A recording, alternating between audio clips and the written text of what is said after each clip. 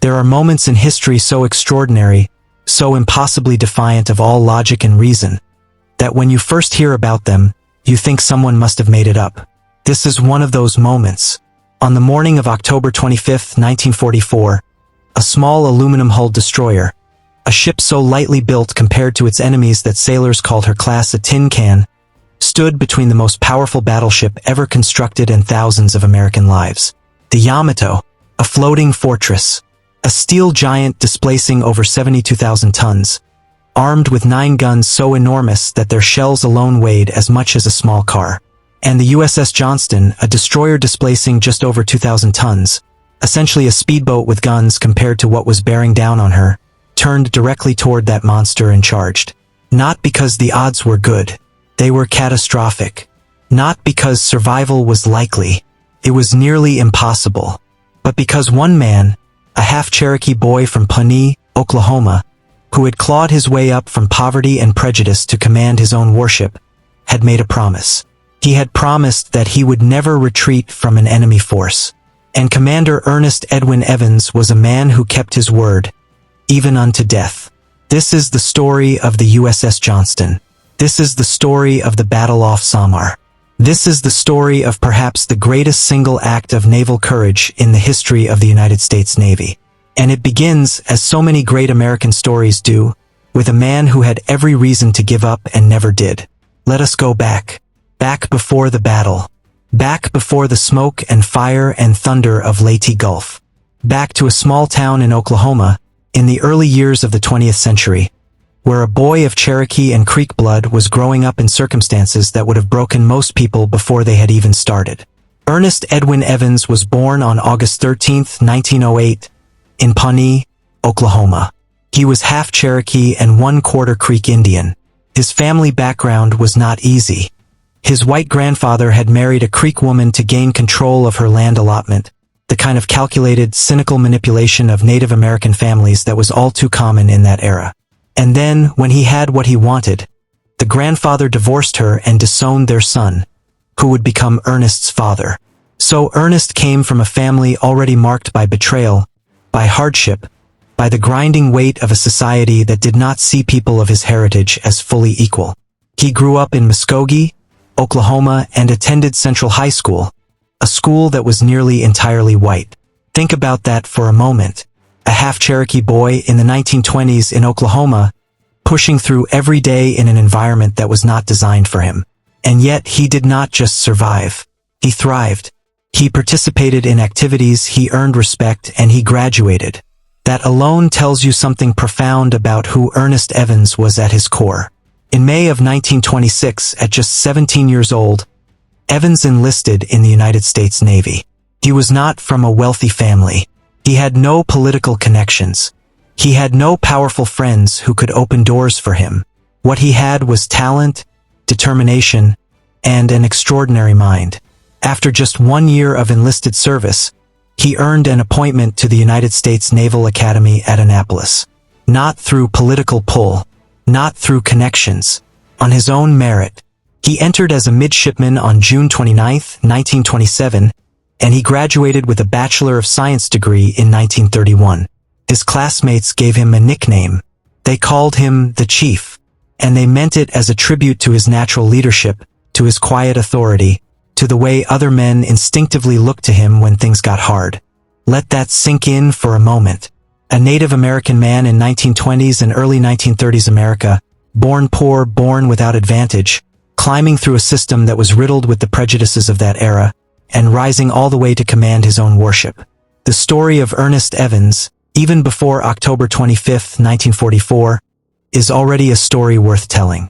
But what he did on that day would ensure that his name would never be forgotten. After graduating from the academy, Evans served on a series of vessels across nearly a decade of steady, competent naval service.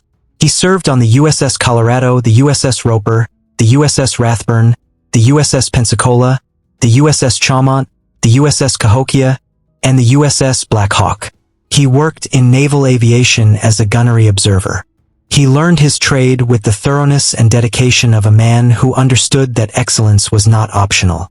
And then, on August 9, 1941, he was assigned to the destroyer USS Alden. He was serving on the Alden when the world changed forever. When the Japanese attacked Pearl Harbor on December 7, 1941, Evans was in the East Indies, and he was thrown almost immediately into the cauldron of war. He became commanding officer of the Alden on March 14, 1942, and he led her through operations in and around Australia, New Guinea, and the Dutch East Indies. But it was one particular event during this period that would burn itself into Evans's soul and shape everything that came after. The Battle of the Java Sea. February 1942. The Japanese Navy swept down on the Allied fleet in the Dutch East Indies and essentially annihilated it. Ships were sunk, men were killed, and the survivors had to turn and run for their lives. Evans was there. He felt the humiliation of retreat deeply. He was not a man who ran from anything, and this experience, this memory of sailing away in the night while the enemy controlled the waters behind him, it seared him. He carried that feeling with him for the next 2 years. And when the time came, it would fuel the fire of one of the most extraordinary acts of defiance in naval history. In mid-1943, Evans was given a responsibility that would have made any officer proud. He was assigned to oversee the fitting out of a brand new Fletcher-class destroyer being built at the Seattle-Tacoma Shipbuilding Corporation in Seattle, Washington. This was his ship, his from the keel up. And on October 27, 1943, the day the USS Johnston was commissioned into the United States Navy, Commander Ernest Evans stood before his crew and delivered a speech that those men would never forget. "This is going to be a fighting ship," he told them. "I intend to go in harm's way, and anyone who doesn't want to go along had better get off right now." And then, in a firm and certain voice, he added the words that defined everything that followed. "Now that I have a fighting ship, I will never again retreat from an enemy force. Never again retreat." Those were not empty words. They were a covenant, a promise made to himself, to his crew, and perhaps to the memory of every retreat he had ever been forced to make. The men of the Johnston understood immediately that they were serving under someone special. One of his officers, Lieutenant Robert Hagan, would later say that Evans was a captain who could strike fighting spirit from his men the way steel strikes spark from a flint. That is one of the most vivid descriptions of military leadership you will ever read. And it was absolutely true. The USS Johnston was a Fletcher-class destroyer. Let us talk about what that means in practical terms, because understanding the ship is essential to understanding why what happened later was so staggering. The Fletcher class was one of the finest destroyer designs of World War II. Fast, capable, well-armed for a vessel of her size. She was 376 feet long. She displaced around 2,100 tons standard and about 2,500 tons fully loaded. She carried 5 5-inch guns, 10 torpedo tubes arranged in 2 quintuple mounts, and various anti-aircraft weapons. Her maximum speed was around 36 knots. She had a crew of roughly 300 to 340 men depending on the mission. She was, in short, an excellent warship built to hunt submarines, escort convoys, and support fleet operations. But she was not a battleship. She was not even close to a battleship. Her hull was not armored in any meaningful way against large-caliber naval gunfire. She was fast and agile, built for mobility and torpedo attacks, not for slugging it out toe-to-toe with capital ships. And against what was coming, none of that would matter. Because what was coming was something that no destroyer, no matter how well built or bravely crewed, had any business fighting. After commissioning, the Johnston ran up a record in her brief operational life that would have been remarkable even if October 25, 1944 had never happened. She provided naval gunfire support during the Gilbert and Marshall Islands campaign in early 1944. She patrolled and ran escort duty in the Solomon Islands. She supported the recapture of Guam in July 1944, laying down fire on Japanese positions to help American Marines and soldiers fight their way ashore. She was a working warship, and her captain and crew were tested and proven before the ultimate test arrived. By October 1944, the war in the Pacific had reached a critical turning point. American forces under General Douglas MacArthur were preparing to liberate the Philippines, beginning with the island of Leyte. This was an operation of enormous strategic importance. The Philippines were the gateway to Japan's remaining empire. Losing them would cut off the Japanese home islands from the oil and raw materials of the Dutch East Indies that kept their war machine running. The Japanese High Command knew this, and they responded with Operation Shogo, the last major offensive action of the Imperial Japanese Navy. They would throw everything they had at the American invasion force and try to destroy it. The Japanese plan was complex and involved multiple naval forces operating in coordination. And the piece of the plan that matters for our story involved a force called the Center Force, commanded by Vice Admiral Takeo Kurita. Kurita's force was massive. It included for battleships, 6 heavy cruisers, 2 light cruisers, and 11 destroyers. And at its heart, at the very tip of the spear, was the pride of the Imperial Japanese Navy. The Yamato. The Yamato. There are warships and then there is the Yamato. She was quite simply the largest and most powerfully armed battleship ever constructed by any nation in the history of naval warfare. She displaced 72,808 tons fully loaded. To give you a sense of scale, the Johnston, the ship that would eventually face her, displaced about 2,500 tons. The Yamato was roughly 30 times heavier. Her main battery consisted of 9 18.1-inch guns arranged in 3 triple turrets. These were not just the largest guns ever mounted on a warship. They were enormous in a way that strains the imagination. Each gun barrel was 69 feet long. Each shell weighed approximately 3,200 pounds, roughly the weight of a large pickup truck. When fired, these shells traveled at nearly 2,600 feet per second and could strike targets over 25 miles away. A single salvo from the Yamato's main battery represented a weight of steel and explosive that could obliterate almost anything afloat. And yet, she met the Johnston. Now let us set the scene for October 25, 1944. Taffy 3.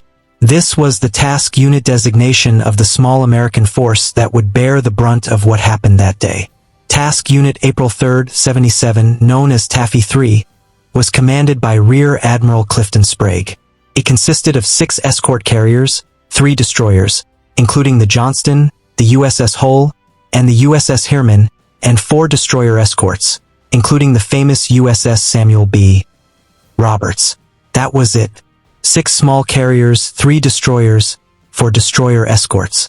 The escort carriers, also known as CVEs, were themselves not warships in the traditional sense. They were slow, lightly built ships designed to provide air support for amphibious operations, not to fight fleet actions. Sailors called them by a darker nickname: combustible, vulnerable, and expendable. CVE stood for that too, they said. Taffy 3 was operating east of the island of Samar in the Philippine Sea, doing exactly what it was supposed to be doing. The carrier's aircraft were flying support missions for the Leyte invasion forces.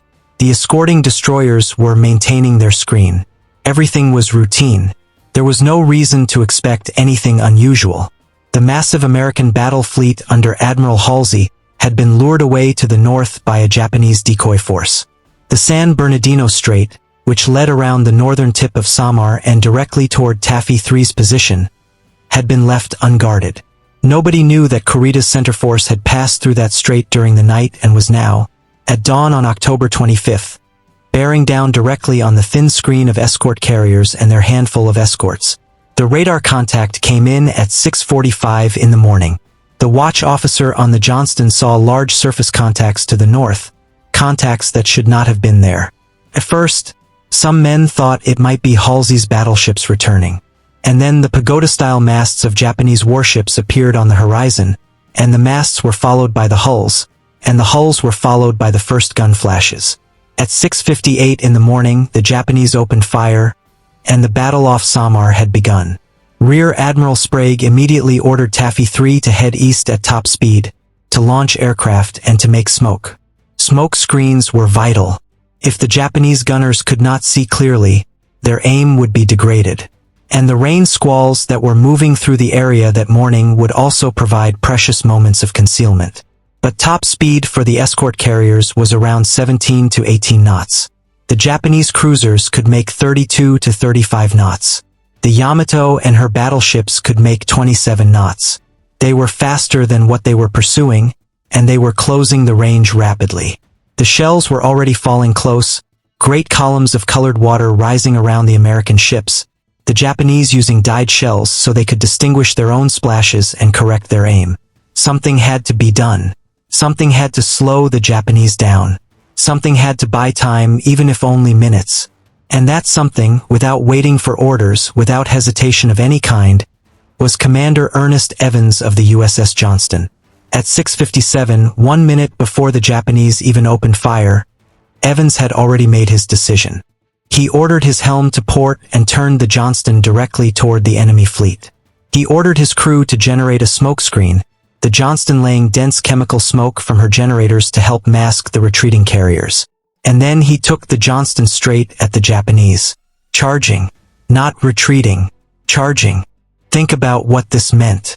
Evans was driving his 2,500-ton destroyer at roughly 35 knots directly toward a fleet that included the Yamato, one of the greatest battleships ever built, 3 other battleships, 6 heavy cruisers, 2 light cruisers, and 11 destroyers.